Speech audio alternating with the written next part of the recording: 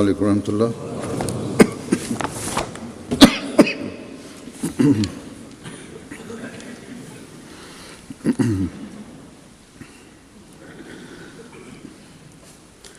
اشہد ان لا الہ الا اللہ وحدہ لا شریک لہ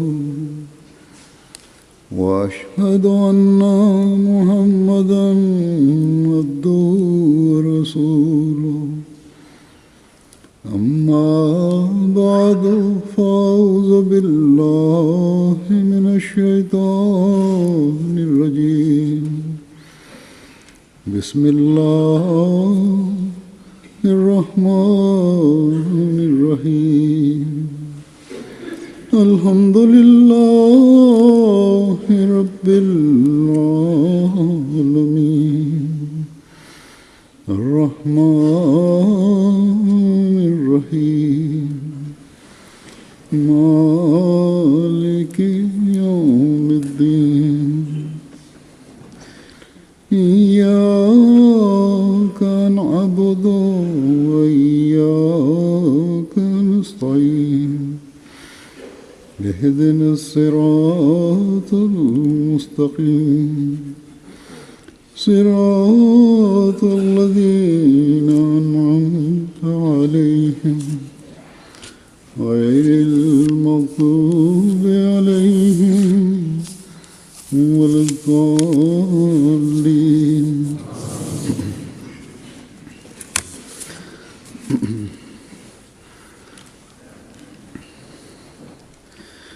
ماں باپ بعض دفعہ تو بچوں کو کسی کام کے کرنے پر سختی سے سرزنش کرتے ہیں، بے انتہا سختی کرتے ہیں، اور بعض لوگ بچوں کی غلطیوں پر اتنی زیادہ صرف نظر کرتے ہیں کہ بچے کو اچھے اور برے کی تمیز مٹ جاتی ہے، اور یہ دونوں باتیں بچوں کی تربیت پر برا اثر ڈالتی ہیں۔ زیادہ سختی، بات بات پر بلا وجہ اور بغیر دلیل کے روکنا ٹوکنا بچوں کو باغی بنا دیتا ہے، اور پھر وہ ایک عمر کے بعد جائز بات کی بھی پرواہ نہیں کرتے۔ اسی طرح بچے کی ہر معاملے میں ناجائز طرفداری بھی، جیسا کہ میں نے کہا، بچوں کی تربیت پر برا اثر ڈالتی ہے، خاص طور پر ایسی عمر کے بچے جو بچپن سے نکل کر نوجوانی میں قدم رکھ رہے ہوں۔ ان کو یہ رویے جو ہیں والدین کے خراب کرتے ہیں، خاص طور پر باپوں کے۔ بس ایسی عمر میں بچوں کو سمجھانے کے لیے دلیل سے بات کرنی چاہیے، اور خاص طور پر اس زمانے میں جب کہ بچوں پر صرف اپنے محدود ماحول کا ہی اثر نہیں ہے، بلکہ پورے ملک، بلکہ اس سے بھی بڑھ کر پوری دنیا کے ماحول کا اثر ہو رہا ہے۔ ایسے حالات میں باپوں کو خاص طور پر بچوں کی تربیت میں ان باتوں کا خیال رکھنا چاہیے کہ کہاں نرمی کرنی ہے، کہاں سختی کرنی ہے، کس طرح سمجھانا ہے۔ یہ باپوں کی ذمہ داری ہے، صرف ماؤں پہ نہ چھوڑیں۔ حضرت مسیح علیہ السلام کس طرح تربیت فرمایا کرتے تھے، اس کا ایک واقعہ حضرت مسلم موعود رضی اللہ عنہ بیان فرماتے ہیں۔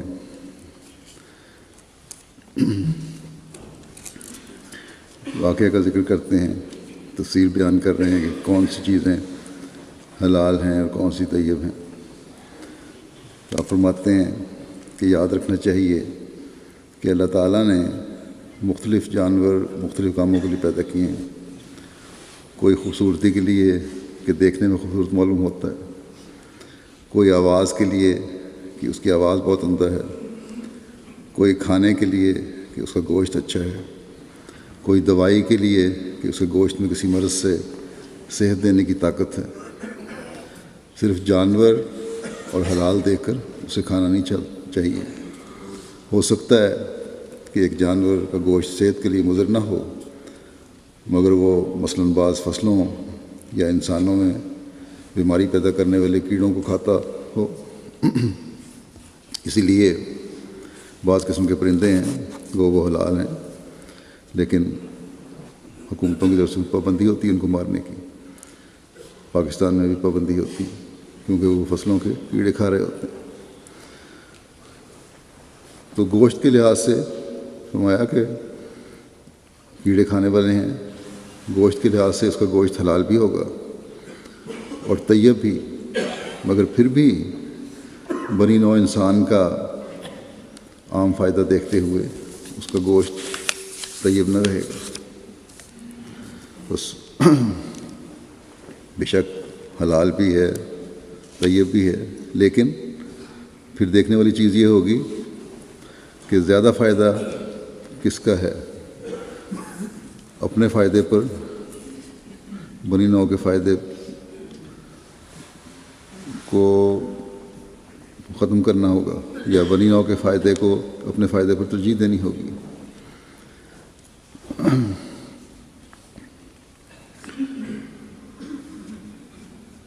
کیونکہ ان کے کھانے کی وجہ سے انسان بعض اور فوائد سے محروم رہ جائیں گے. مسلم فرماتے ہیں کہ مجھے بچپن ہی میں یہ سبق سکھایا گیا تھا. میں بچپن میں ایک دفعہ ایک طوطا شکار کر کے لایا.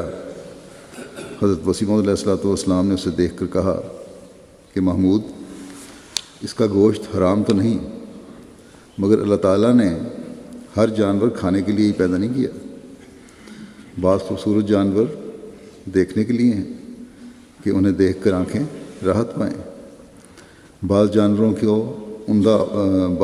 کو عمدہ آواز دی ہے کہ ان کی آواز سن کر کان لذت حاصل کریں.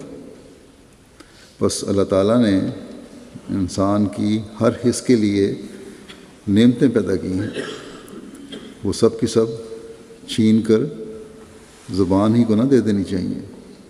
یعنی اپنے زبان کے مزے کے لیے ضروری نہیں ہے کہ ہر جانور کو مارا جائے اور کھایا جائے. اس کے دوسرے جو فوائد ہیں وہ دیکھنا چاہیے، صرف اپنی کھانے کا مزہ نہیں لینا چاہیے. تو پھر فرمایا کہ دیکھو یہ طوطا کیسا خوبصورت جانور ہے. حضرت مسیح موعود نے حضرت مسلم موعود کو فرمایا کہ دیکھو یہ طوطا کیسا خوبصورت جانور ہے، درخت پر بیٹھا ہوا دیکھنے والوں کو کیسا بھلا معلوم ہوتا ہوگا. بس یہ خوبصورت انداز جو تربیت کا ہے نہ صرف دل پر اثر کرنے والا ہے، بلکہ اللہ تعالیٰ کے اس حکم کو بھی ذہن میں بٹھانے والا ہے کہ حلال اور طیب تو کھاؤ، لیکن اس میں بھی احتیاط ہونی چاہیے. اللہ تعالیٰ نے حلال کا بھی حکم دیا، طیب کا بھی حکم دیا، لیکن طیب کی تعریف بعض جگہ بدل بھی جاتی ہے.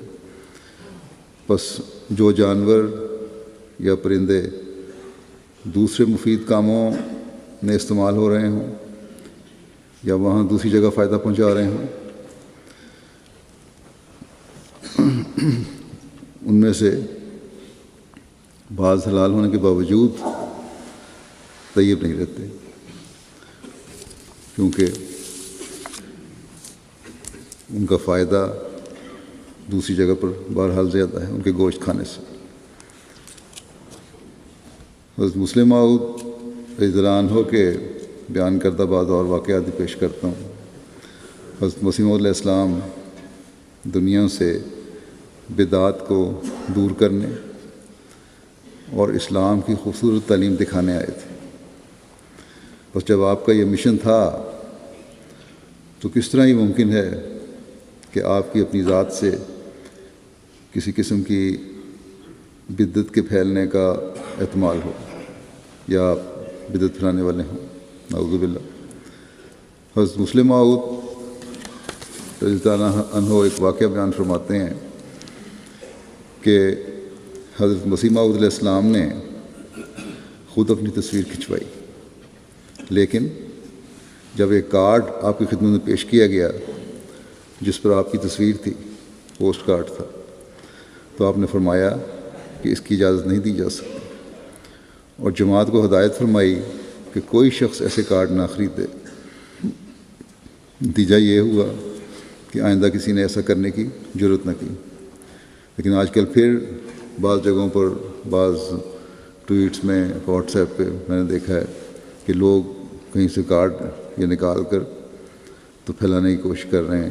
پرانے کارڈ نے کسی زمانے میں کہ ہوئے اور کہیں یا اپنے بزرگوں سے لیے یا کسی دکان سے بعضوں نے خریدے، پرانی کتابوں کی دکانوں سے، تو یہ غلط طریق ہے، اس کو بند کرنا چاہیے۔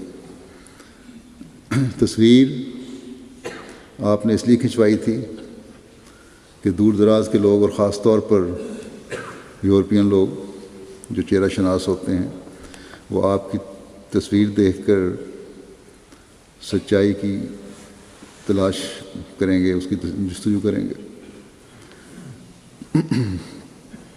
لیکن جب آپ نے دیکھا کہ کارڈ پر تصویر شائع کر کے کاروبار کا ذریعہ لوگ بنانے کی کوشش کر رہے ہیں یا نہ بنا لیں کہیں،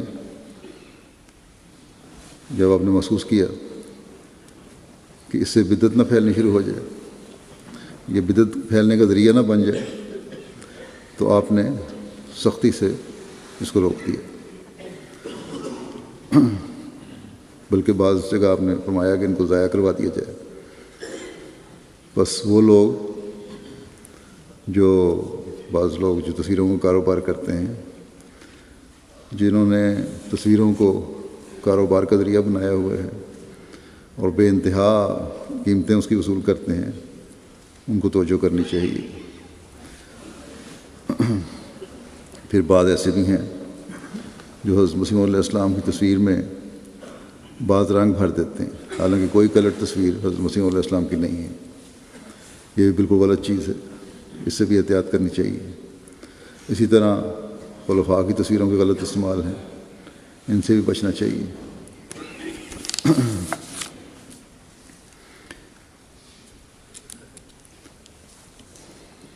ایک دفعہ سینما اور بائسکوپ کے بارے میں ایک شورا میں بحث چل گئی حضرت مسلم موعود رضی اللہ عنہ کے سامنے، تو اس پر آپ نے فرمایا کہ یہ کہنا کہ سینما یا بائسکوپ یا فونوگراف اپنی ذات میں برا ہے، صحیح نہیں۔ فونوگراف خود حضرت مسیح موعود علیہ السلام نے سنا ہے، بلکہ اس کے لیے آپ نے خود ایک نظم لکھی اور پڑھوائی، اور پھر یہاں کے ہندوؤں کو بلوا کر وہ نظم سنائی۔ یہ وہ نظم ہے جس کا ایک شعر یہ ہے کہ آواز آ رہی ہے یہ فونوگراف سے، ڈھونڈو خدا کو دل سے، نہ لاف و گزاف سے۔ پس سینما اپنی ذات میں برا نہیں۔ لوگ بڑا سوال کرتے ہیں کہ وہاں جانا گناہ تو نہیں؟ یہ اپنی ذات میں برا نہیں، بلکہ اس زمانے میں اس کی جو صورتیں ہیں وہ مخرب اخلاق ہیں۔ اگر کوئی فلم کلی طور پر تبلیغی یا تعلیمی ہو اور اس میں کوئی حصہ تماشا وغیرہ کا نہ ہو تو اس میں کوئی حرج نہیں، کوئی ڈرامے بازی نہ ہو۔ تو آپ مسلم فرماتے ہیں کہ میری یہی رائے ہے کہ تماشا تبلیغی بھی جائز ہے، ناجائز ہے، غلط طریقے۔ بس اس بات سے ان لوگوں پر واضح ہو جانا چاہیے جو یہ کہتے ہیں کہ ایم ٹی اے پر اگر پروگراموں میں بعض میوزک آ جائے تو کوئی حرج نہیں، یا وائس آف اسلام ریڈیو ہے، شروع ہوا ہے، اس پر بھی آ جائے تو کوئی حرج نہیں۔ ان باتوں اور ان بدعات کو ختم کرنے کے لیے حضرت مسیح علیہ السلام آئے تھے۔ ہمیں ان سوچوں کو اپنی سوچوں کو اس طرح ڈھالنا ہوگا جو آپ علیہ السلام کا مقصد تھا۔ نئی ایجادات سے فائدہ اٹھانا حرام نہیں، نہ بدعات ہیں یہ، لیکن ان کا غلط استعمال بدعت بنا دیتا ہے۔ بعض لوگ یہ تجویزیں بھی دیتے ہیں کہ ڈرامے کے رنگ میں تبلیغی پروگرام یا تربیتی پروگرام بنائے جائیں تو ان کا اثر ہوگا۔ انہیں یاد رکھنا چاہیے کہ ایک غلط بات کی میں اگر آپ داخل ہوں گے یا کوئی بھی غلط بات اپنے پروگراموں میں داخل کریں گے تو 100 قسم کی بدعات کچھ عرصے بعد خود بخود داخل ہو جائیں گے۔ غیروں کے نزدیک تو شاید قرآن کریم بھی میوزک سے پڑھنا جائز ہو، لیکن ایک احمدی نے بدعات کے خلاف جہاد کرنا، اس لیے ہمیں ان باتوں سے بچنا چاہیے اور بچنے کی بہت کوشش کرنی چاہیے۔ ایک غیر احمدی نے ایک اخبار میں مضمون لکھا جو ایک لطیفہ تو ہے، ایک جہالت بھی مولوی صاحب کی ظاہر کرتا ہے اس سے، لیکن ساتھ ہی ان کی سوچوں کا بھی پتہ لگتا ہے کہ یہ اس چیز کو جائز سمجھتے ہیں۔ یہ لکھنے والا لکھتا ہے کہ ایک جگہ ایک عرب گلوکارہ اپنا عربی میں میوزک کے ساتھ گانا گا رہی تھی۔ مولوی صاحب کو بھی وہاں لے گئے، وہ بڑے جھوم کر سن رہے تھے، تو انہوں نے پوچھا کہ مولوی صاحب اتنا جھوم کیوں رہے ہیں آپ اس عربی پہ؟ کہتے ہیں سبحان اللہ، ساتھ ساتھ سبحان اللہ اور ماشاء اللہ، اللہ کو پڑھی جائیں۔ انہوں نے کہا جھوم کیوں رہے ہیں؟ کہتا دیکھو، دیکھ نہیں رہے تم کتنی خوبصورت آواز میں قرآن کریم پڑھ رہی ہے۔ اس گانے کو انہوں نے، کیونکہ وہ عربی میں تھا، قرآن کریم بنا دیا۔ تو جب یہ بدعات پھیلتی ہیں تو سوچیں بھی اسی طرح تبدیل ہو جاتی ہیں۔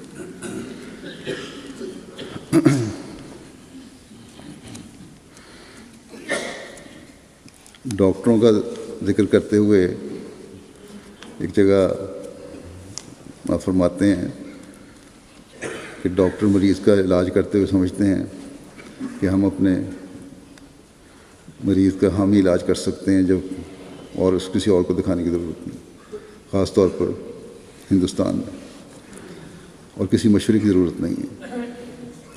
اس بات کو مزید بیان فرماتے ہیں کہ ہندوستانی ڈاکٹروں میں سے 99% ایسے ہیں جو دوسرے سے مشورے کو بھی اپنی حد تک سمجھتے ہیں۔ اس میں شک نہیں۔ حضرت مسلم موعود فرماتے ہیں، ڈاکٹر حشمت اللہ صاحب جو آپ کے معالج تھے، کہ تجربے میں باقی جتنے سب اسسٹنٹ سرجن ہیں میں نے دیکھے ہیں ان سے اچھے ہیں، مگر باوجود اس کے یہ معنی نہیں کہ انہیں مشورے کی ضرورت نہیں۔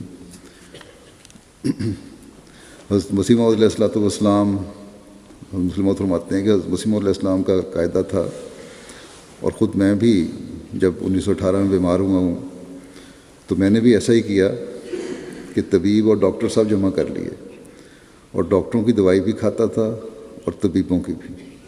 کیا معلوم اللہ تعالیٰ کس سے فائدہ دے دے۔ اگر کوئی ڈاکٹر اپنے آپ کو خدا سمجھتا ہے تو سمجھے، ہم تو اسے بندہ ہی سمجھتے ہیں۔ اسی طرح آج کل بھی بعض ڈاکٹر ناراض ہو جاتے ہیں کہ دوسرے سے علاج کیوں کروایا، بڑی غلط طریقہ ہے یہ۔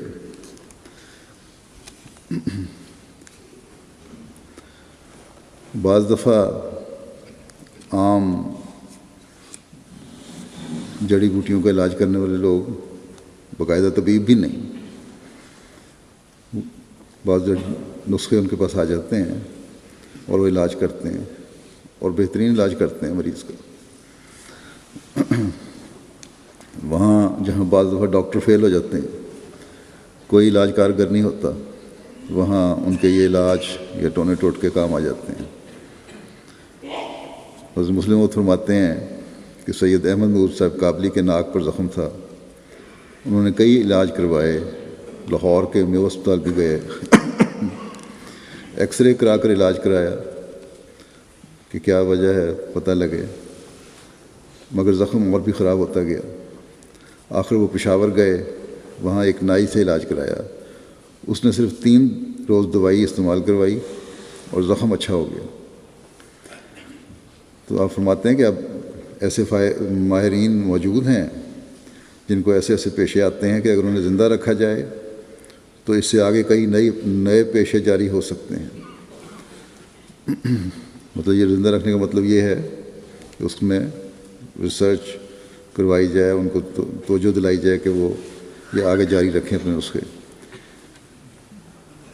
لیکن ہوتا کیا ہے تیسری دنیا کے ملکوں میں، ان کے جاننے والے چونکہ انہیں زندہ رکھنے کی کوشش نہیں کرتے، اس لیے وہ ترقی نہیں کر رہے۔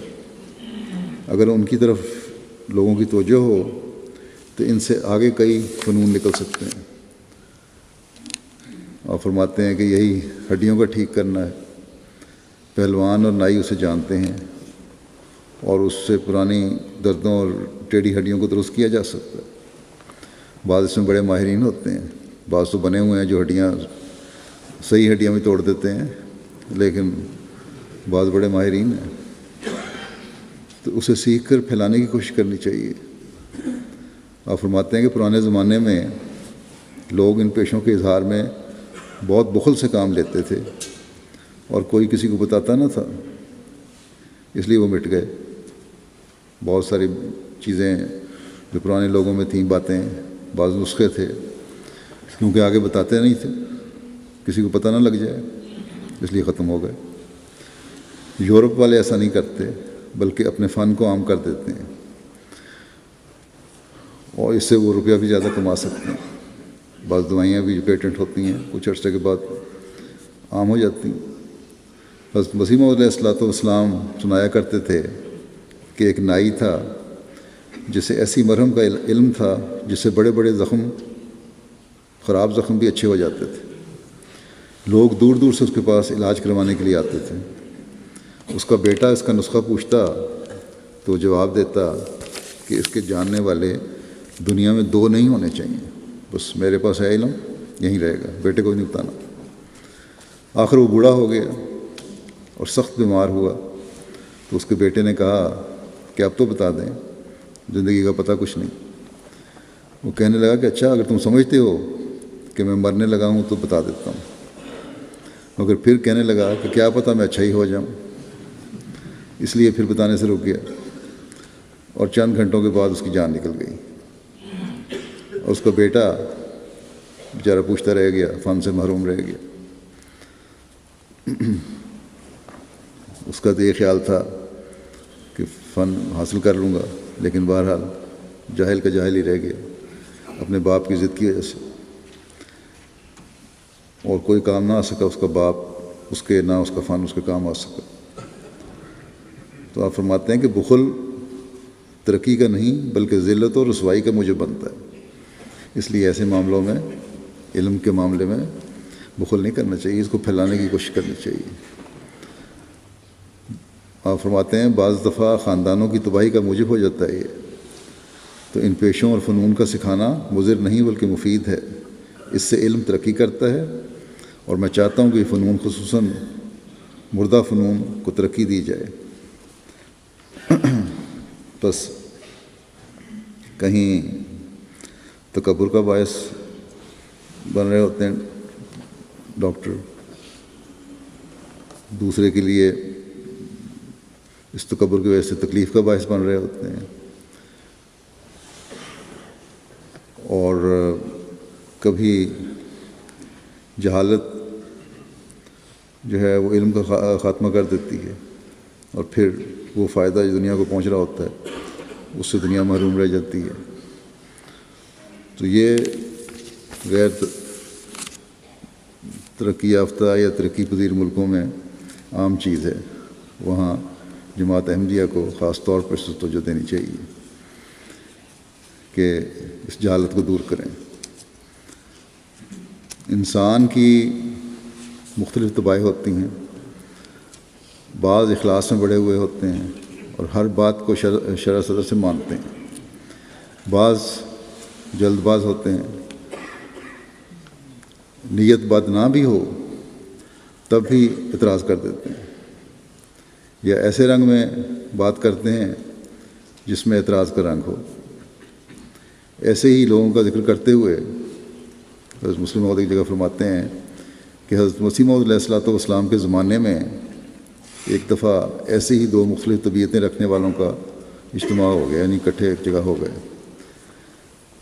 4 اپریل 1905 کو جو خطرناک زلزلہ آیا، اس موقع پر حضرت مسیح موعود علیہ الصلوۃ والسلام کو زلازل کے متعلق کثرت سے الہامات ہوئے، بہت کثرت سے الہامات ہوئے کہ اب زلزلے آئیں گے۔ تو آپ خدا تعالیٰ کے کلام کا ادب اور احترام کرتے ہوئے اپنے باغ میں تشریف لے گئے۔ کئی بیوقوف اس وقت بھی یہ کہہ دیا کرتے تھے کہ حضرت مسیح موعود علیہ الصلوۃ والسلام طاعون سے ڈر کر باغ میں چلے گئے۔ زمانے میں طاعون بھی تھا اور زلزلے بھی آ رہے تھے کہ طاعون سے ڈر کر اب باغ میں چلے گئے ہیں۔ اور تعجب ہے کہ حضرت مسلم موعود کہتے ہیں کہ عجیب بات ہے کہ میں نے بعض احمدیوں کے منہ سے بھی یہ بات سنی ہے، حالانکہ طاعون کے ڈر سے حضرت مسیح موعود علیہ السلام نے کبھی اپنا گھر نہیں چھوڑا۔ اس وقت چونکہ زلازل کے متعلق آپ کو کثرت سے الہامات ہو رہے تھے، اس لیے آپ نے یہی مناسب خیال فرمایا کہ کچھ عرصہ باغ میں رہیں۔ باقی دوستوں کو بھی آپ نے وہیں رہنے کی تحریک کی، اور چونکہ جلدی تھی اس لیے کچھ تو خیموں کا انتظام کیا گیا اور کچھ لوگوں نے اینٹوں پر چٹائیاں وغیرہ ڈال کر رہنے کے لیے جھونپڑیاں بنا لیں، اور سب کو اپنے ساتھ رکھا آپ نے۔ بس جلد باز طبیعت بعض دفعہ بغیر سوچے سمجھے اعتراض کی بات کر دیتی ہے، اور اس سے دوستوں کو بچنا چاہیے۔ خطبہ الہامیہ کے دوران حضرت مسلم موعود رضی اللہ عنہ نے حضرت مسیح موعود علیہ السلام کو جس طرح دیکھا اسے بیان کرتے ہوئے آپ فرماتے ہیں کہ آپ علیہ السلام کو اللہ تعالیٰ نے بتایا کہ آپ عربی میں عید کا خطبہ پڑھیں، آپ کو خدا تعالیٰ کی طرف سے علم دیا جائے گا۔ آپ نے اس سے پہلے کبھی عربی میں تقریر نہ کی تھی، لیکن جب تقریر کرنے کے لیے آئے اور تقریر شروع کی تو مجھے خوب یاد ہے، مسلم موعود فرماتے ہیں کہ مجھے خوب یاد ہے، گو میں چھوٹی عمر میں ہونے کی وجہ سے عربی نہ سمجھ سکتا تھا، مگر آپ کی ایسی خوبصورت اور نورانی حالت بنی ہوئی تھی کہ میں اول سے آخر تک برابر تقریر سنتا رہا، حالانکہ ایک لفظ بھی نہ سمجھ سکتا تھا۔ مسجد مبارک قادیان کی اہمیت کا ذکر کرتے ہوئے حضرت مسلم موعود نے واقعہ بیان فرمایا، جس کا ذکر الفضل میں ایک رپورٹ میں یوں ہے کہ بعض دوستوں نے عرض کیا کہ خطبہ الہامیہ کے ساتھ حضرت مسیح موعود کا جو اشتہار شامل ہے، اس سے معلوم نہیں ہوتا کہ مسجد مبارک کون سی ہے۔ یہ پوچھا حضرت مسلم موعود سے لوگوں نے سوال۔ اس پر حضرت خلیفہ مسیح ثانی نے خطبہ الہامیہ منگوا کر وہ اشتہار پڑھا اور سمجھایا کہ اس سے مراد یہی مسجد ہے جو حضرت مسیح موعود نے بنائی ہے۔ اور پھر حسب ذیل یہ روایت آپ نے بیان فرمائی کہ ایک دفعہ ام المومنین بیمار ہو گئیں اور قریباً 40 روز تک بیمار رہیں۔ ایک دن حضرت صاحب نے فرمایا کہ اس مسجد کے متعلق الہام ہے، اس کے مختصر الفاظ آپ نے بیان کیے۔ اصل الہام اس طرح ہے کہ مبارکن و مبارکن و کل امر مبارکن یجعل فیہ، کہ آپ نے فرمایا کہ الہام ہے، تو چلو کیونکہ یہ الہام ہے اس مسجد کے بارے میں، اس میں چل کر دوائی دیتے ہیں۔ حضرت اماں جان کو وہاں جا کے دوائی دیتے ہیں مسجد میں، تو آپ نے یہاں آ کر دوا پلائی اور 2 گھنٹے کے اندر ام المومنین اچھی ہو گئی۔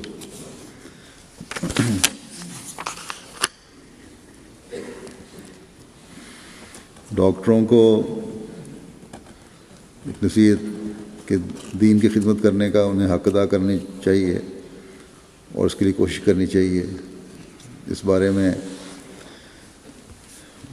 فرماتے ہیں کہ بیماروں پر حق اور صداقت کا اثر بہت جلدی ہوتا ہے۔ حضرت مسیح موعود علیہ السلام سے ایک طبیب نے پوچھا کہ ڈاکٹر نے پوچھا میں کیا خدمت کر سکتا ہوں دین کی، کیا خدمت کروں میں دین کی؟ آپ نے فرمایا کہ آپ بیماروں کو تبلیغ کیا کریں، یہ بہت اچھا موقع ہوتا ہے کیونکہ بیمار کا دل نرم ہوتا ہے۔ بس یہ سوچ اس زمانے کے ڈاکٹروں کو بھی رکھنی چاہیے، اور یہی سوچ اور عمل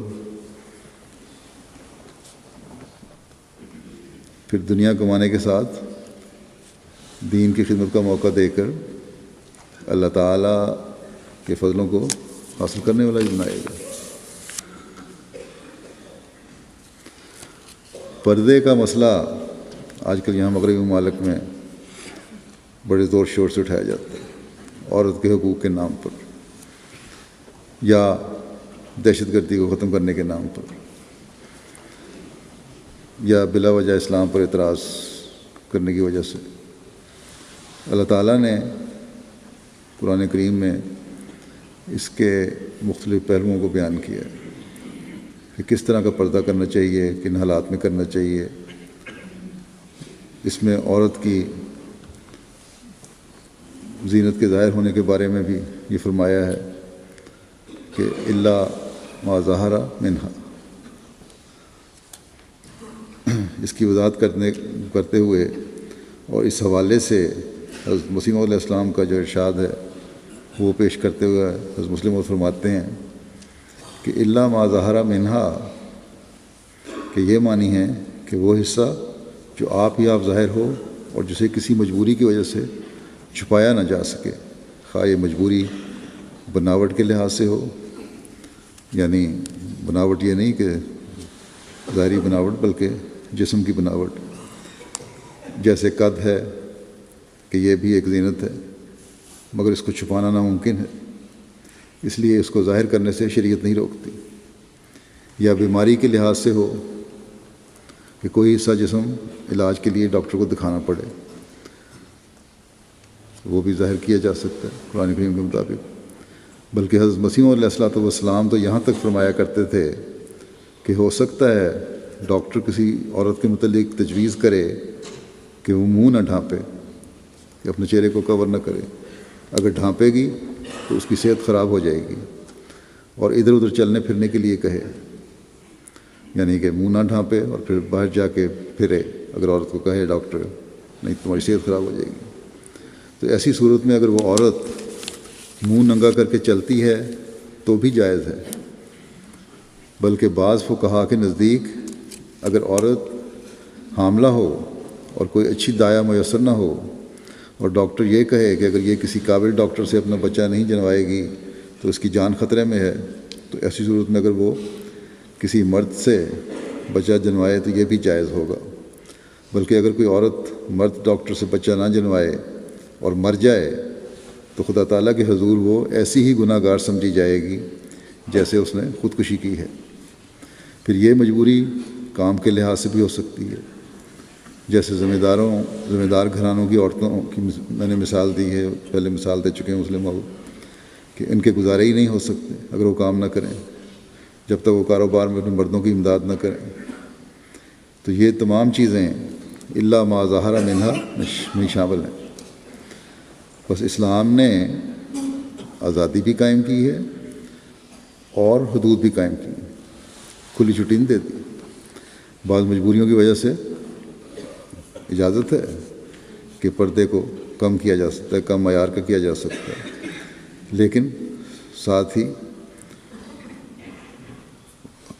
بلا وجہ کوئی ناجائز طور پر ایک اسلامی حکم کو چھوڑنا اس سے بھی منع فرمایا ہے۔ آزادی کے نام پر بے حیائی نہیں رکھی اسلام نے۔ حضرت مسیح علیہ السلام کے تفقہ الدین کا ذکر کرتے ہوئے حضرت مسلم موعود فرماتے ہیں کہ اسلامی مسائل کی بنیاد تفقہ پر ہے، ان کے اندر باریک حکمتیں ہوتی ہیں، اور جب تک ان کو نہ سمجھا جائے انسان دھوکہ کھا کر بعض دفعہ گمراہی کی طرف نکل جاتا ہے۔ حضرت مسیح علیہ السلام نے ایک دفعہ کسی مجلس میں بیان فرمایا کہ انسان اگر تقوی سے کام لے تو چاہے 100 شادیاں کر لے۔ یہ بات سلسلے کے اخباروں میں سے ایک میں شائع ہو گئی، جس پر یہ چرچا شروع ہو گیا کہ معلوم ہوتا ہے کہ حضرت مسیح علیہ الصلوۃ والسلام کا مذہب یہی ہے کہ 4 کی حد نہیں۔ مرد بڑے خوش ہوئے ہوں گے کہ 4 کی حد نہیں، شادیاں کوئی جتنی چاہے کر لے۔ حضرت میر ناصر نواب صاحب مرحوم نے اس بحث اور جھگڑے کو جو باہر ہوتا تھا حضرت مسیح علیہ السلام کی خدمت میں پہنچایا اور پوچھا کہ اس سے آپ کا کیا مطلب تھا۔ آپ نے فرمایا میرا مطلب یہ تھا کہ اگر ایک بیوی مر جائے یا کسی وجہ سے طلاق دی جائے تو انسان اس کی بجائے اور شادی کر سکتا ہے، اسی طرح خواہ 100 شادیاں کر لے۔ اس سے آپ نے اس خیال کی تردید فرمائی جو بعض مذاہب نے پیش کیا ہے۔ یہ حوالہ یہ بات جو چل رہی ہے کسی اور حوالے سے چل رہی ہے۔ بعض وہ لوگ کہتے ہیں یہ فیصلہ ہو گیا، سیاق و سباق دیکھے بغیر بات کر دیتے ہیں۔ یہ آپ نے بات کا اظہار فرمایا تھا، اس کی وجہ یہ بنی، اس خیال کی آپ نے تردید فرمائی کہ بعض مذاہب نے پیش کیا ہے کہ عمر بھر انسان دوسری شادی نہیں کرنی چاہیے، چاہے بیوی مر جائے یا طلاق ہو جائے۔ جب ایک شادی ہو گئی تو ختم ہو گیا، اور خاص طور پہ جب بیوی مر جائے۔ تو آپ نے اس خیال کی تردید فرمائی تھی، اس حوالے سے بات ہو رہی تھی۔ حضرت مسلم فرماتے ہیں کہ اب اگر حضرت مسیح علیہ الصلوۃ والسلام کا یہ قول تشریح کے بغیر رہ جاتا تو کچھ عرصے کے بعد یہی سمجھا جاتا کہ آپ کا مذہب یہی تھا کہ جتنی شادیاں چاہو کر سکتے، صرف تقوی کی شرط ہے۔ آج کل تو مرد شادیاں کرتے ہیں دوسری تیسری بھی، تو اس تقوی کی شرط کو بھی سامنے نہیں رکھتے۔ تقوی کی شرط ضروری ہے۔ اسی بارے میں حضرت مسلم فرماتے ہیں مجھے یاد آیا کہ حضرت خلیفۃ المسیح اول کا اعتقاد ایک عرصے تک یہی تھا کہ 4 سے زیادہ شادیاں جائز ہیں۔ ان دنوں چونکہ چھوٹی جماعت تھی اور دوست اکثر وہاں ملتے تھے قادیان میں، تھوڑے سے لوگ تھے، ایسے مسائل پر بڑی لمبی بحثیں ہوتی رہتی تھی۔ انہی دنوں ایک زمانے میں یہ مسئلہ بھی زیر بحث آیا۔ حضرت خلیفہ عبد المسیح اول نے فرمایا 4 بیویوں کی حد بندی شریعت سے ثابت نہیں، اور ابو داؤد کی ایک روایت بھی پیش کی جس میں لکھا تھا کہ حضرت امام حسن کے 18 یا 19 نکاح ہوئے۔ اسی مجلس میں کسی نے یہ بیان کیا کہ حضرت مسیح موعود علیہ الصلوۃ والسلام کا یہ عقیدہ نہیں ہے۔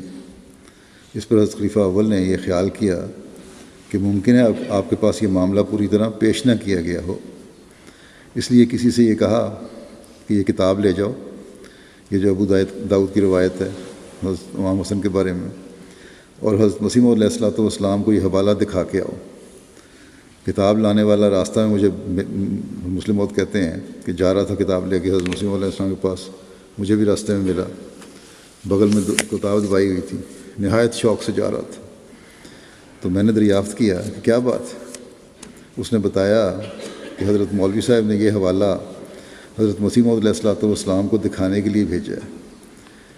حضرت مسلم موعود کہتے ہیں کہ اس کا شوق جوش دیکھ کے، ویسے بھی یہ مسئلہ ایسا تھا کہ میں بھی جواب کے شوق میں اس کی واپسی کا منتظر رہا، وہیں کھڑا ہو گیا جب میں نے پوچھا۔ تھوڑی دیر کے بعد واپس آیا، میں نے دیکھا، مسلم موعود فرماتے ہیں میں نے دیکھا کہ جاتے وقت تو وہ بہت خوش گیا تھا، مگر جب واپس آتے وقت سر جھکائے ہوئے آ رہا تھا۔ تو میں نے پوچھا کیا بات ہے؟ اس نے بتایا کہ حضرت مسیح علیہ الصلوۃ والسلام نے فرمایا ہے کہ مولوی صاحب سے جا کر پوچھو کہ یہ کہاں لکھا ہے کہ ساری بیویاں ایک ہی وقت میں تھیں۔ اس لیے مسئلہ ختم ہو گیا ہے کہ 4 سے زیادہ شادیاں بہرحال نہیں ہو سکتی، اور اس میں بھی شرائط ہیں، اور تقوی سب سے بڑی شرط ہے۔ امام کی آواز پر لبیک کہنا، اس کے بارے میں حضرت مسلم موعود فرماتے ہیں امام کی آواز کے مقابلے میں افراد کی آواز کوئی حقیقت نہیں رکھتی۔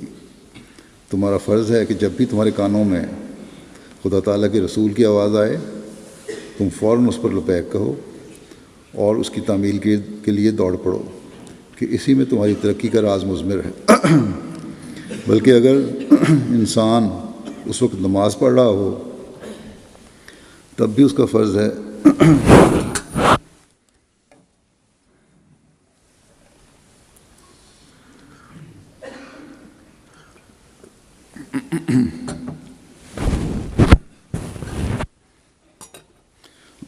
اگر نماز پڑھ رہا ہو تو تب بھی اس کا فرض ہوتا ہے کہ وہ نماز توڑ کر خدا تعالیٰ کے رسول کی آواز کا جواب دے۔ حضرت مسلم فرماتے ہیں کہ ہمارے ہاں خدا تعالیٰ کے فضل سے اس قسم کی مثالیں بھی پائی جاتی ہیں۔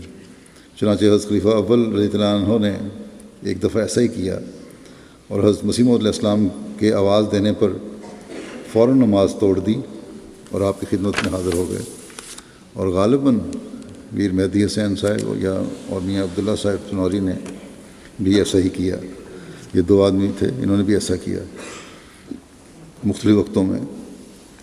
تو بعض لوگوں نے اس پر اعتراض کیا، تو حضرت مسیح علیہ السلام نے یہ آیت پڑھی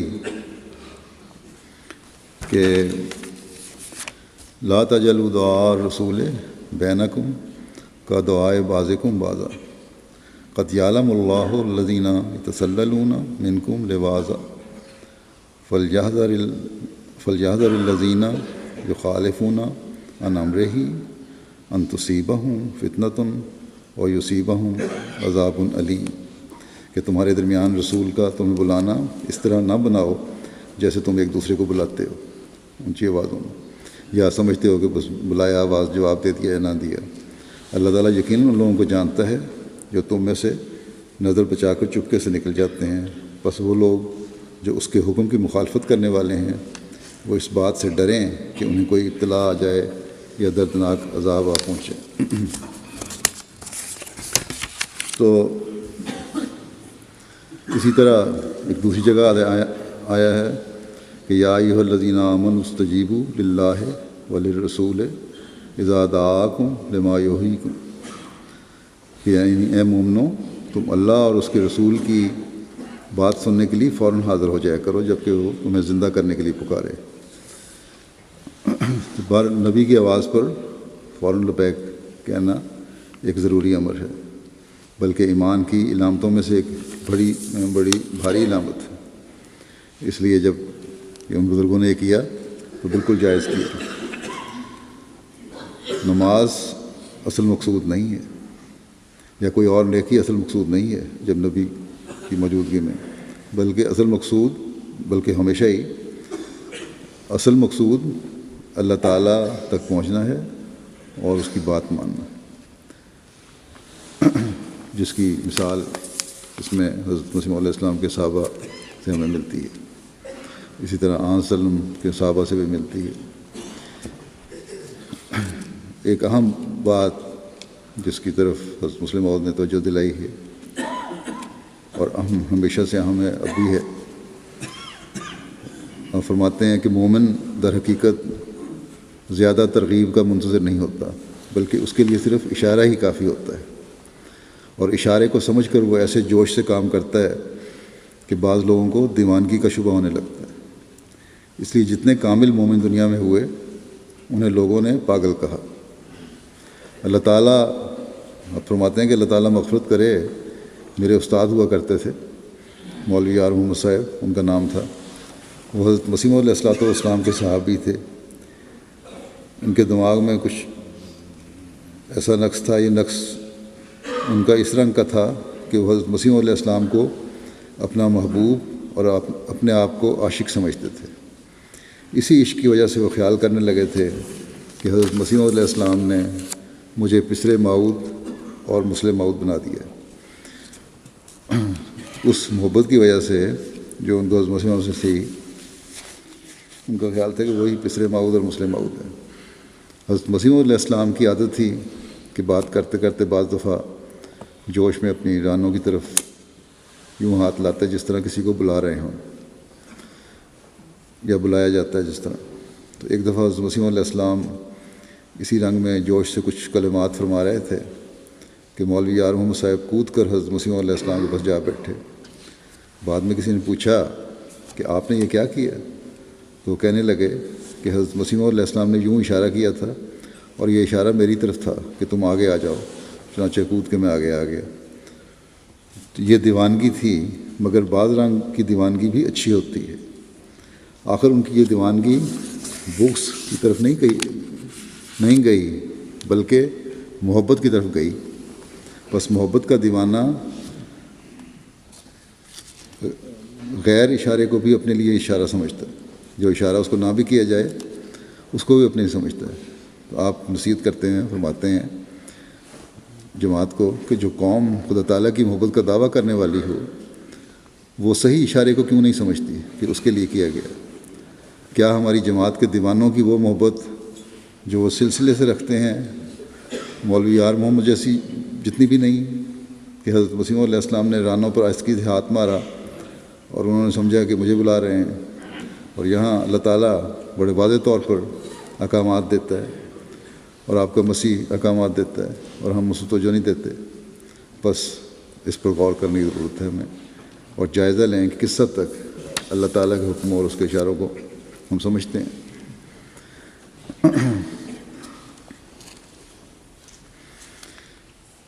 ہر کام اللہ تعالیٰ کی رضا اور اس کے حکموں پر چلتے ہوئے کریں. مولوی آپ فرماتے ہیں مسلم اور کرنی چاہیے اللہ تعالیٰ کے حکم چلتے ہوئے، لوگوں کو خوش کرنے کے لیے نہیں کام کرنا چاہیے کوئی. اور فرماتے ہیں کہ مولوی غلام علی صاحب ایک کٹر وہابی ہوا کرتے تھے.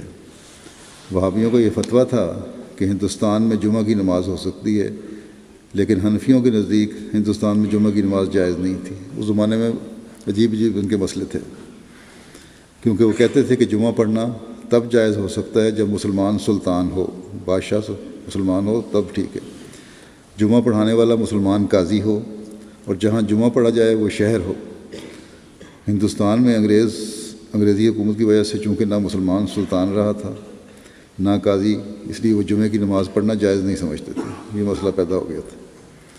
ادھر چونکہ قرآن کریم میں وہ یہ لکھا ہوا پاتے تھے کہ جب تمہیں جمعے کے لیے بلایا جائے تو فوراً تمام کام چھوڑتے ہوئے جمعہ کی نماز کے لیے ہی چل پڑو. اس لیے ان کے دلوں کو اطمینان نہ تھا. ایک طرف ان کا جی چاہتا تھا کہ وہ جمعہ پڑھیں، اور دوسری طرف وہ ڈرتے تھے کہ کہیں کوئی حنفی مولوی ہمارے خلاف فتویٰ نہ دیتے. اس مشکل کی وجہ سے ان کا دستور تھا کہ جمعے کے روز گاؤں میں پہلے جمعہ پڑھتے اور پھر ظہر کی نماز ادا کر لیتے. اور وہ خیال کرتے تھے کہ اگر جمعہ والا مسئلہ درست ہے تب بھی ہم بچ گئے، اور اگر ظہر پڑھنے والا مسئلہ صحیح ہے تب بھی ہم بچ گئے. اس لیے وہ ظہر کا نام ظہر کے بجائے احتیاطی رکھا کرتے تھے، اور سمجھتے تھے کہ خدا نے اگر ہمارے جمعے کی نماز کو الگ پھینک دیا تو ہم ظہر کو اٹھا کر اس کے سامنے رکھ دیں گے، اور اگر اس نے ظہر کو رد کر دیا تو ہم جمعہ اس کے سامنے پیش کر دیں گے.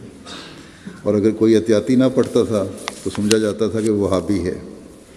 حضرت مسیح علیہ السلام فرمایا کرتے تھے کہ ایک دفعہ ہم مولوی غلام علی صاحب کے ساتھ گرداسپور گئے. راستے میں جمعے کا وقت آ گیا. ہم نماز پڑھنے کے لیے ایک مسجد میں چلے گئے. آپ کا عام طریق وہابیوں سے ملتا جلتا تھا، کیونکہ وہابی حدیثوں کے مطابق عمل کرنا اپنے لیے ضروری جانتے ہیں، اور ان کا عقیدہ ہے کہ رسول کریم صلی اللہ علیہ وسلم کی سنت پر عمل کرنا ہی انسان کی نجات کے لیے ضروری ہے. غرض آپ بھی حضرت مسیح علیہ السلام مولوی غلام علی صاحب کے ساتھ گئے اور جمعہ کی نماز پڑھی. جب مولوی غلام علی صاحب جمعہ کی نماز سے فارغ ہو گئے تو انہوں نے 4 رکعت ظہر کی نماز پڑھ لی. آپ فرماتے تھے، حضرت مسیح علیہ السلام فرماتے تھے کہ میں نے ان سے کہا کہ مولوی صاحب یہ جمعہ کی نماز کے بعد 4 رکعتیں کیسی ہیں؟ وہ کہنے لگے یہ احتیاطی ہے.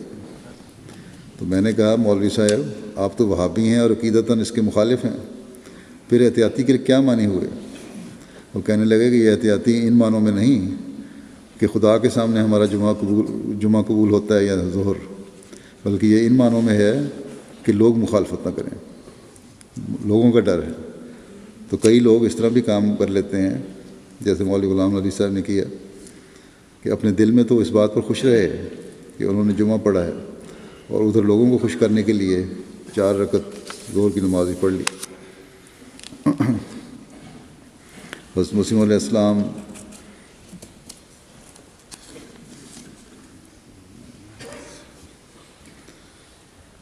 سے ایک دفعہ ایک مجلس میں کسی نے عرض کیا کہ ہماری جماعت کے اکثر لوگ داڑھیاں منڈواتے ہیں. آپ نے فرمایا کہ اصل چیز تو محبت الہی ہے. جب ان لوگوں کے دلوں میں محبت الہی پیدا ہو جائے گی تب خود بخود یہ لوگ ہماری نقل کرنے لگ جائیں گے. اللہ تعالیٰ کرے کہ ہم حقیقی طور پر حضرت مسیح علیہ الصلوۃ والسلام کی باتوں کو سمجھنے والے ہوں اور حقیقی محبت الہی ہمیں پیدا ہو جائے اور ہمارا ہر عمل اور فعل خدا تعالیٰ کے حکم کے مطابق ہو. نمازوں کے بعد میں ایک جنازہ غائب بھی پڑھاؤں گا. یہ مکرم عبد النور جابی صاحب سیریا کا ہے. 1989 کی ان کی پیدائش ہے اور ان کو وہاں کی حکومت نے گرفتار کر لیا. غالباً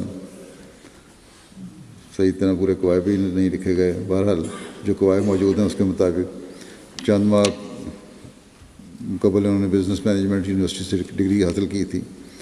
31 دسمبر 2013 کو حکومتی کارندوں نے آپ کو گرفتار کیا تھا اور گرفتاری کی وجہ یہ تھی کہ کسی نے ان کا موبائل فون عاریتاً لے کر وہاں کے باغیوں کو فون کیا تھا.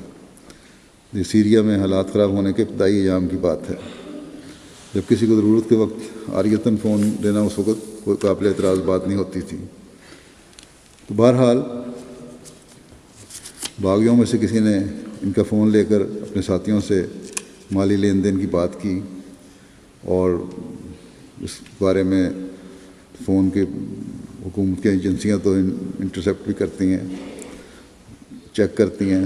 انہوں نے پکڑ لیا. تحقیق کے دوران یہ ثابت ہوا کہ آپ کے فون سے کال ہوئی تھی اور آپ کا باغیوں کے ساتھ رابطہ ہے. اس وجہ سے آپ کو گرفتار کر لیا گیا اور پھر شہید بھی کر دیا گیا. طبی رپورٹ کے مطابق مرحوم گرفتاری کے تیسرے روز ہی سر پر شدید چوٹ آنے کی وجہ سے فوت ہو گئے تھے, کیونکہ بڑا ٹارچر دیتے ہیں یہ حکومتی پولیس والے بھی. جو باغیوں کا حال ہے وہی حکومت کے کارندوں کا بھی حال ہے. تاہم ان کی وفات کی خبر ان کے گھر والوں کو 22 فروری 2013 کو ملی. انا للہ و انا الیہ راجعون. یہ سلیم الجابی صاحب کے پوتے تھے جو بہت پرانے احمدی ہیں. سلیم جابی صاحب ربا بھی گئے تھے اور حضرت مسلم موت کے زمانے میں اردو زبان بھی ان کو اچھی آتی ہے. اپنے ماحول اور جاننے والوں میں بہت خوش اخلاق اور شریف الطبع اور نرم خو اور مل نثار مشہور تھے. طبیعت میں سختی بالکل نہیں تھی. صحت مند اور مضبوط جسم کے مالک تھے. آپ کی بہن مکرم ہبت الرحمان جابی بیان کرتی ہیں کہ میرے بھائی کی پیدائش سے پہلے والدہ محترمہ نے خواب میں دیکھا تھا کہ ان کا بیٹا ہوا ہے اور انہیں کہا گیا ہے کہ آپ نے نور کو جنم دیا ہے. بعد میں حضرت خلیفۃ مسیح رابع رحمہ اللہ تعالیٰ کی طرف سے عبد النور نام ان کو عطا ہوا. کہتی ہیں کہ میرا بھائی بہت فرمانبردار اور لائق اور تھا اور سب اس کی لیاقت اور ذہانت کی تعریف کیا کرتے تھے. میری اس سے جو آخری بات فون پر ہوئی تو مختلف لہجے میں کہا کہ اگر میں سچا احمدی ہوں تو مجھے دوسروں سے درگزر کرنا سیکھنا چاہیے. بہرحال اللہ تعالیٰ ان کے درجات بلند فرمائے اور ان کے لائقین آپ والدہ بہن بھائی دادا بھی ہیں ان سب کو صبر عطا فرمائے. سیریا کے حالات کے لیے بھی دعا کرنی چاہیے. وہاں حکومت کے ظلم کی وجہ سے ہی جو باغی گروپ کھڑا ہوا اور دونوں اب اپنے ظلموں میں بڑے ہوئے ہیں. اور تیسرا گروپ داعش کا ہے جو اسلام کے نام پر ایک اور ظلم و بربریت کی مثالیں قائم کر رہا ہے. اور جتنے شریف و طبع لوگ ہیں وہاں رہنے والے وہ نہ حکومت سے محفوظ ہیں. حکومت بھی اتنی ظالم ہے, حکومت کا باغی گروپ بھی اتنا ہی ظالم ہے اور اسلام کے نام پر حکومت کا دعویٰ کرنے والے بھی اتنے ہی ظالم ہیں. اور اس میں پس رہے ہیں شرفاء اور وہ احمدی بھی جو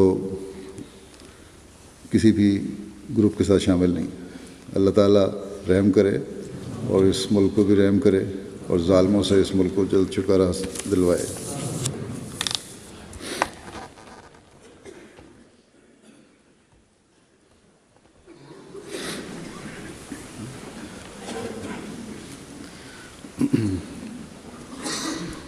الحمد لله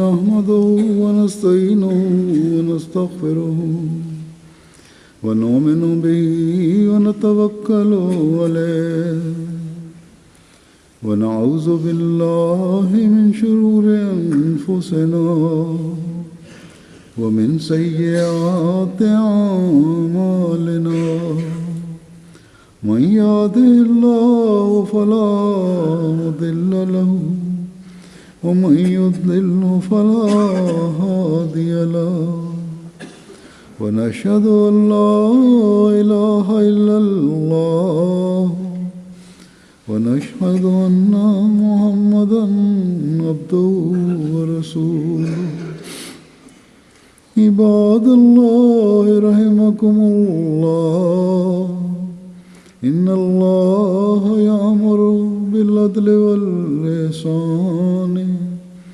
وإيتاء ذي القربى وينهى عن الفحشاء والمنكر والبغي يعظكم لعلكم تذكرون اذكروا الله يذكركم وادعوه يستجب لكم ولذكر الله أكبر. اسی طرح آج کل بھی بعض ڈاکٹر ناراض ہو جاتے ہیں کہ دوسرے سے علاج کیوں کروایا، بڑی غلط طریقہ ہے یہ.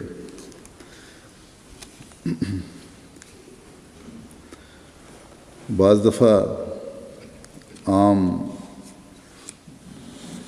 جڑی بوٹیوں کا علاج کرنے والے لوگ باقاعدہ طبیب بھی نہیں، بعض نسخے ان کے پاس آ جاتے ہیں اور وہ علاج کرتے ہیں اور بہترین علاج کرتے ہیں مریض کا.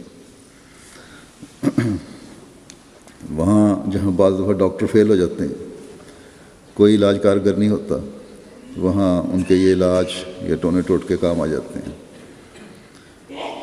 حضرت مسلم فرماتے ہیں کہ سید احمد نور صاحب کابلی کے ناک پر زخم تھا، انہوں نے کئی علاج کروائے، لاہور کے میو اسپتال بھی گئے، ایکس رے کرا کر علاج کرایا کہ کیا وجہ ہے پتہ لگے، مگر زخم اور بھی خراب ہوتا گیا. آخر وہ پشاور گئے، وہاں ایک نائی سے علاج کرایا، اس نے صرف 3 روز دوائی استعمال کروائی اور زخم اچھا ہو گیا. تو آپ فرماتے ہیں کہ اب ایسے ماہرین موجود ہیں جن کو ایسے ایسے پیشے آتے ہیں کہ اگر انہیں زندہ رکھا جائے تو اس سے آگے کئی نئے پیشے جاری ہو سکتے ہیں. مطلب یہ زندہ رکھنے کا مطلب یہ ہے کہ اس میں ریسرچ کروائی جائے، ان کو توجہ دلائی جائے کہ وہ یہ آگے جاری رکھیں اپنے نسخے. لیکن ہوتا کیا ہے تیسری دنیا کے ملکوں میں، ان کے جاننے والے چونکہ انہیں زندہ رکھنے کی کوشش نہیں کرتے، اس لیے وہ ترقی نہیں کر رہے. اگر ان کی طرف لوگوں کی توجہ ہو تو ان سے آگے کئی فنون نکل سکتے ہیں. اور فرماتے ہیں کہ یہی ہڈیوں کا ٹھیک کرنا ہے، پہلوان اور نائی اسے جانتے ہیں اور اس سے پرانی دردوں اور ٹیڑھی ہڈیوں کو درست کیا جا سکتا ہے. بعض اس میں بڑے ماہرین ہوتے ہیں، بعض تو بنے ہوئے ہیں جو ہڈیاں صحیح ہڈیاں بھی توڑ دیتے ہیں، لیکن بعض بڑے ماہرین ہیں. تو اسے سیکھ کر پھیلانے کی کوشش کرنی چاہیے. آپ فرماتے ہیں کہ پرانے زمانے میں لوگ ان پیشوں کے اظہار میں بہت بخل سے کام لیتے تھے اور کوئی کسی کو بتاتا نہ تھا، اس لیے وہ مٹ گئے. بہت ساری چیزیں جو پرانے لوگوں میں تھیں، باتیں، بعض نسخے تھے، کیونکہ آگے بتاتے نہیں تھے، کسی کو پتہ نہ لگ جائے، اس لیے ختم ہو گئے. یورپ والے ایسا نہیں کرتے بلکہ اپنے فن کو عام کر دیتے ہیں اور اس سے وہ روپیہ بھی زیادہ کما سکتے ہیں. بعض دوائیاں بھی جو پیٹنٹ ہوتی ہیں کچھ عرصے کے بعد عام ہو جاتی ہیں. حضرت مسیح موعود علیہ السلام سنایا کرتے تھے کہ ایک نائی تھا جسے ایسی مرہم کا علم تھا جس سے بڑے بڑے زخم، خراب زخم بھی اچھے ہو جاتے تھے. لوگ دور دور سے اس کے پاس علاج کروانے کے لیے آتے تھے. اس کا بیٹا اس کا نسخہ پوچھتا تو جواب دیتا کہ اس کے جاننے والے دنیا میں 2 نہیں ہونے چاہیے، بس میرے پاس ہے علم یہیں رہے گا، بیٹے کو نہیں بتانا۔ آخر وہ بوڑھا ہو گیا اور سخت بیمار ہوا، تو اس کے بیٹے نے کہا کہ اب تو بتا دیں، زندگی کا پتہ کچھ نہیں۔ وہ کہنے لگا کہ اچھا اگر تم سمجھتے ہو کہ میں مرنے لگا ہوں تو بتا دیتا ہوں، مگر پھر کہنے لگا کہ کیا پتہ میں اچھا ہی ہو جاؤں، اس لیے پھر بتانے سے رک گیا، اور چند گھنٹوں کے بعد اس کی جان نکل گئی۔ اور اس کا بیٹا بیچارہ پوچھتا رہ گیا، فن سے محروم رہ گیا۔ اس کا تو یہ خیال تھا کہ فن حاصل کر لوں گا، لیکن بہرحال جاہل کا جاہل ہی رہ گیا اپنے باپ کی ضد کی وجہ سے، اور کوئی کام نہ آ سکا اس کا باپ اس کے، نہ اس کا فن اس کے کام آ سکا۔ تو آپ فرماتے ہیں کہ بخل ترقی کا نہیں بلکہ ذلت اور رسوائی کا موجب بنتا ہے، اس لیے ایسے معاملوں میں، علم کے معاملے میں بخل نہیں کرنا چاہیے، اس کو پھیلانے کی کوشش کرنی چاہیے۔ آپ فرماتے ہیں بعض دفعہ خاندانوں کی تباہی کا موجب ہو جاتا ہے یہ، تو ان پیشوں اور فنون کا سکھانا مضر نہیں بلکہ مفید ہے، اس سے علم ترقی کرتا ہے، اور میں چاہتا ہوں کہ یہ فنون خصوصاً علیکم ورحمۃ اللہ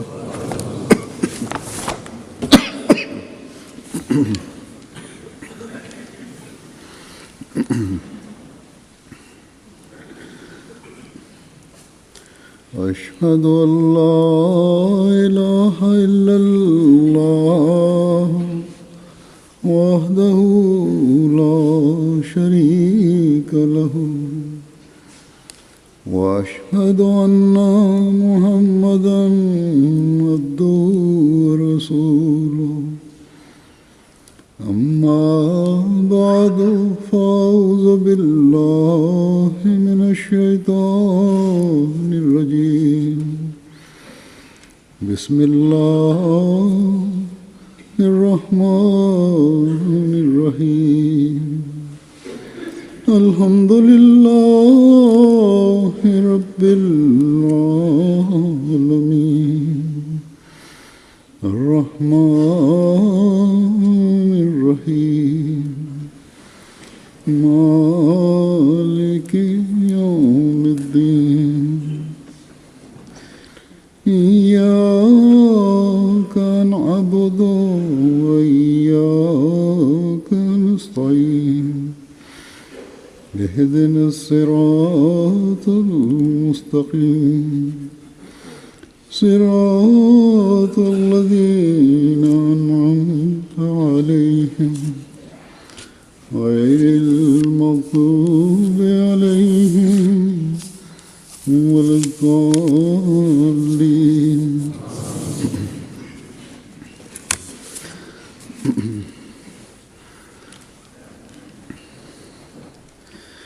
ماں باپ بعض دفعہ تو بچوں کو کسی کام کے کرنے پر سختی سے سرزنش کرتے ہیں، بے انتہا سختی کرتے ہیں، اور بعض لوگ بچوں کی غلطیوں پر اتنی زیادہ صرف نظر کرتے ہیں کہ بچے کو اچھے اور برے کی تمیز مٹ جاتی ہے، اور یہ دونوں باتیں بچوں کی تربیت پر برا اثر ڈالتی ہیں۔ زیادہ سختی، بات بات پر بلا وجہ اور بغیر دلیل کے روکنا ٹوکنا بچوں کو باغی بنا دیتا ہے، اور پھر وہ ایک عمر کے بعد جائز بات کی بھی پرواہ نہیں کرتے۔ اسی طرح بچے کی ہر معاملے میں ناجائز طرفداری بھی، جیسا کہ میں نے کہا، بچوں کی تربیت پر برا اثر ڈالتی ہے، خاص طور پر ایسی عمر کے بچے جو بچپن سے نکل کر نوجوانی میں قدم رکھ رہے ہوں، ان کو یہ رویے جو ہیں والدین کے خراب کرتے ہیں، خاص طور پر باپوں کے۔ بس ایسی عمر میں بچوں کو سمجھانے کے لیے دلیل سے بات کرنی چاہیے، اور خاص طور پر اس زمانے میں جب کہ بچوں پر صرف اپنے محدود ماحول کا ہی اثر نہیں ہے، بلکہ پورے ملک، بلکہ اس سے بھی بڑھ کر پوری دنیا کے ماحول کا اثر ہو رہا ہے۔ ایسے حالات میں باپوں کو خاص طور پر بچوں کی تربیت میں ان باتوں کا خیال رکھنا چاہیے کہ کہاں نرمی کرنی ہے، کہاں سختی کرنی ہے، کس طرح سمجھانا ہے۔ یہ باپوں کی ذمہ داری ہے، صرف ماؤں پہ نہ چھوڑیں۔ حضرت مسیح علیہ السلام کس طرح تربیت فرمایا کرتے تھے، اس کا ایک واقعہ حضرت مسلم موعود رضی اللہ عنہ بیان فرماتے ہیں۔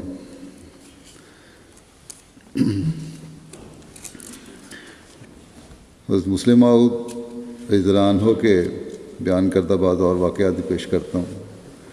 حضرت مسیح علیہ السلام دنیا سے بدعات کو دور کرنے اور اسلام کی خوبصورت تعلیم دکھانے آئے تھے۔ بس جب آپ کا یہ مشن تھا تو کس طرح یہ ممکن ہے کہ آپ کی اپنی ذات سے کسی قسم کی بدعت کے پھیلنے کا احتمال ہو یا آپ بدعت پھیلانے والے ہوں، نعوذ باللہ۔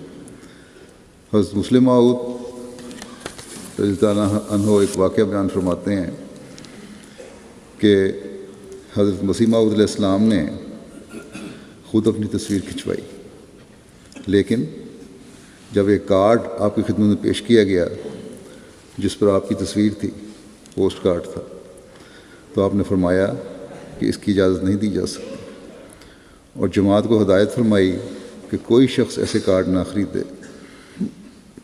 نتیجہ یہ ہوا کہ آئندہ کسی نے ایسا کرنے کی جرات نہ کی۔ لیکن آج کل پھر بعض جگہوں پر، بعض ٹویٹس میں، واٹس ایپ پہ میں نے دیکھا ہے کہ لوگ کہیں سے کارڈ یہ نکال کر تو پھیلانے کی کوشش کر رہے ہیں۔ پرانے کارڈ نے کسی زمانے میں کہ ہوئے اور کہیں یا اپنے بزرگوں سے لیے یا کسی دکان سے بعضوں نے خریدے، پرانی کتابوں کی دکانوں سے، تو یہ غلط طریق ہے، اس کو بند کرنا چاہیے۔ تصویر آپ نے اس لیے کھنچوائی تھی کہ دور دراز کے لوگ، اور خاص طور پر یورپین لوگ جو چہرہ شناس ہوتے ہیں، وہ آپ کی تصویر دیکھ کر سچائی کی تلاش کریں گے، اس کی جستجو کریں گے۔ لیکن جب آپ نے دیکھا کہ کارڈ پر تصویر شائع کر کے کاروبار کا ذریعہ لوگ بنانے کی کوشش کر رہے ہیں یا نہ بنا لیں کہیں، جب آپ نے محسوس کیا کہ اس سے بدعت نہ پھیلنی شروع ہو جائے، یہ بدعت پھیلنے کا ذریعہ نہ بن جائے، تو آپ نے سختی سے اس کو روک دیا۔ بلکہ بعض جگہ آپ نے فرمایا کہ ان کو ضائع کروا دیا جائے۔ بس وہ لوگ بعض لوگ جو تصویروں کا کاروبار کرتے ہیں، جنہوں نے تصویروں کو کاروبار کا ذریعہ بنایا ہوا ہے اور بے انتہا قیمتیں اس کی وصول کرتے ہیں، ان کو توجہ کرنی چاہیے۔ پھر بعض ایسے بھی ہیں جو حضرت مسیح علیہ السلام کی تصویر میں بعض رنگ بھر دیتے ہیں، حالانکہ کوئی کلر تصویر حضرت مسیح علیہ السلام کی نہیں ہے۔ یہ بھی بالکل غلط چیز ہے، اس سے بھی احتیاط کرنی چاہیے۔ اسی طرح خلفاء کی تصویروں کے غلط استعمال ہیں، ان سے بھی بچنا چاہیے۔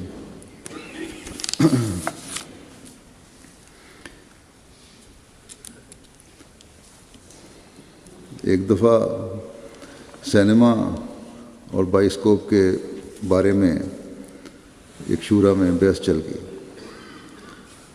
حضرت مسلم موعود رضی اللہ عنہ کے سامنے،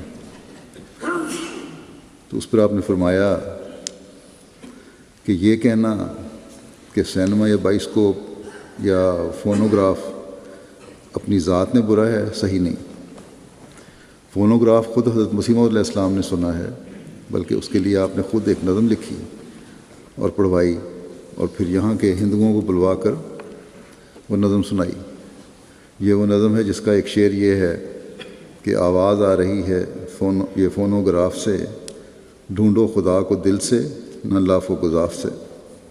پر سینما اپنی ذات میں برا نہیں۔ لوگ بڑا سوال کرتے ہیں کہ وہاں جانا گناہ تو نہیں؟ یہ اپنی ذات میں برا نہیں، بلکہ اس زمانے میں اس کی جو صورتیں ہیں وہ مخرب اخلاق ہیں۔ اگر کوئی فلم کلی طور پر تبلیغی یا تعلیمی ہو اور اس میں کوئی حصہ تماشا وغیرہ کا نہ ہو تو اس میں کوئی حرج نہیں، کوئی ڈرامے بازی نہ ہو۔ تو آپ مسلم فرماتے ہیں کہ میری یہی رائے ہے کہ تماشا تبلیغی بھی جائز ہے، ناجائز ہے، غلط طریقے۔ بس اس بات سے ان لوگوں پر واضح ہو جانا چاہیے جو یہ کہتے ہیں کہ ایم ٹی اے پر اگر پروگراموں میں بعض میوزک آ جائے تو کوئی حرج نہیں، یا وائس آف اسلام ریڈیو ہے شروع ہوا ہے، اس پر بھی آ جائے تو کوئی حرج نہیں۔ ان باتوں اور ان بدعات کو ختم کرنے کے لیے حضرت مسیح موعود علیہ السلام آئے تھے۔ ہمیں ان سوچوں کو اپنی سوچوں کو اس طرح ڈھالنا ہوگا جو آپ علیہ السلام کا مقصد تھا۔ نئی ایجادات سے فائدہ اٹھانا حرام نہیں، نہ بدعات ہیں یہ، لیکن ان کا غلط استعمال بدعت بنا دیتا ہے۔ بعض لوگ یہ تجویزیں بھی دیتے ہیں کہ ڈرامے کے رنگ میں تبلیغی پروگرام یا تربیتی پروگرام بنائے جائیں تو ان کا اثر ہوگا۔ انہیں یاد رکھنا چاہیے کہ ایک غلط بات کی میں اگر آپ داخل ہوں گے یا کوئی بھی غلط بات اپنے پروگراموں میں داخل کریں گے تو 100 قسم کی بدعات کچھ عرصے بعد خود بخود داخل ہو جائیں گے۔ غیروں کے نزدیک تو شاید قرآن کریم بھی میوزک سے پڑھنا جائز ہو، لیکن ایک احمدی نے بدعات کے خلاف جہاد کرنا، اس لیے ہمیں ان باتوں سے بچنا چاہیے اور بچنے کی بہت کوشش کرنی چاہیے۔ ایک غیر احمدی نے ایک اخبار میں مضمون لکھا جو ایک لطیفہ تو ہے، ایک جہالت بھی مولوی صاحب کی ظاہر کرتا ہے اس سے، لیکن ساتھ ہی ان کی سوچوں کا بھی پتہ لگتا ہے کہ یہ اس چیز کو جائز سمجھتے ہیں۔ یہ لکھنے والا لکھتا ہے کہ ایک جگہ ایک عرب گلوکارہ اپنا عربی میں میوزک کے ساتھ گانا گا رہی تھی۔ مولوی صاحب کو بھی وہاں لے گئے، وہ بڑے جھوم کر سن رہے تھے۔ تو انہوں نے پوچھا کہ مولوی صاحب اتنا جھوم کیوں رہے ہیں آپ اس عربی پہ؟ کہتے ہیں سبحان اللہ، اور ساتھ ساتھ سبحان اللہ اور ماشاء اللہ اللہ کو پڑھی جائے۔ انہوں نے کہا جھوم کیوں رہے ہیں؟ کہتا دیکھو، دیکھ نہیں رہے تم کتنی خوبصورت آواز میں قرآن کریم پڑھ رہی ہے۔ اس گانے کو انہوں نے، کیونکہ وہ عربی میں تھا، قرآن کریم بنا دیا۔ تو جب یہ بدعات پھیلتی ہیں تو سوچیں بھی اسی طرح تبدیل ہو جاتی ہیں۔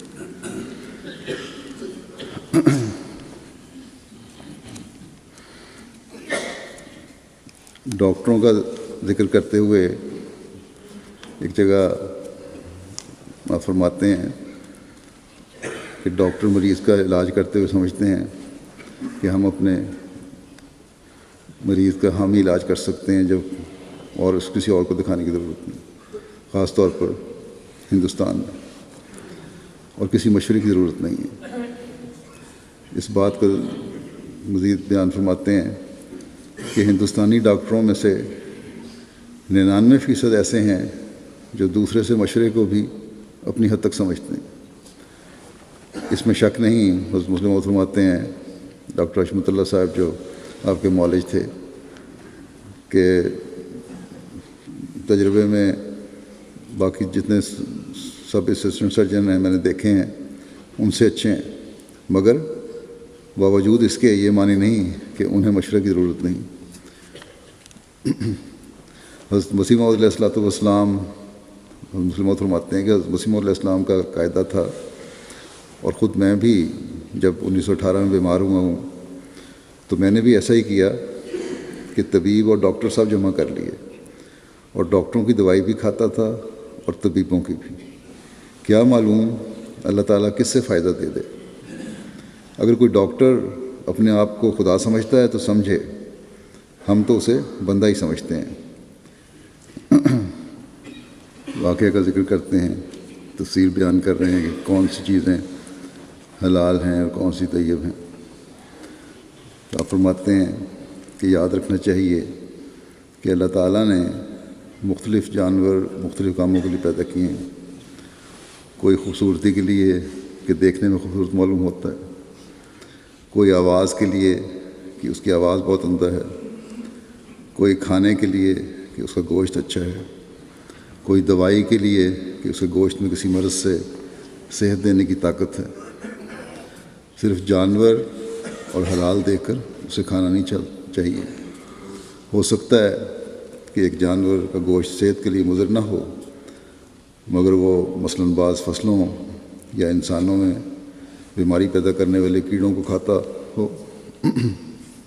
اسی لیے بعض قسم کے پرندے ہیں وہ حلال ہیں، لیکن حکومتوں کی طرف سے پابندی ہوتی ہے ان کو مارنے کی۔ پاکستان میں بھی پابندی ہوتی ہے کیونکہ وہ فصلوں کے کیڑے کھا رہے ہوتے ہیں۔ تو گوشت کے لحاظ سے فرمایا کہ کیڑے کھانے والے ہیں، گوشت کے لحاظ سے اس کا گوشت حلال بھی ہوگا اور طیب بھی، مگر پھر بھی بنی نوع انسان کا عام فائدہ دیکھتے ہوئے اس کا گوشت طیب نہ رہے گا۔ بس بے شک حلال بھی ہے، طیب بھی ہے، لیکن پھر دیکھنے والی چیز یہ ہوگی کہ زیادہ فائدہ کس کا ہے، اپنے فائدے پر بنی نوع کے فائدے کو ختم کرنا ہوگا، یا بنی نوع کے فائدے کو اپنے فائدے پر ترجیح دینی ہوگی۔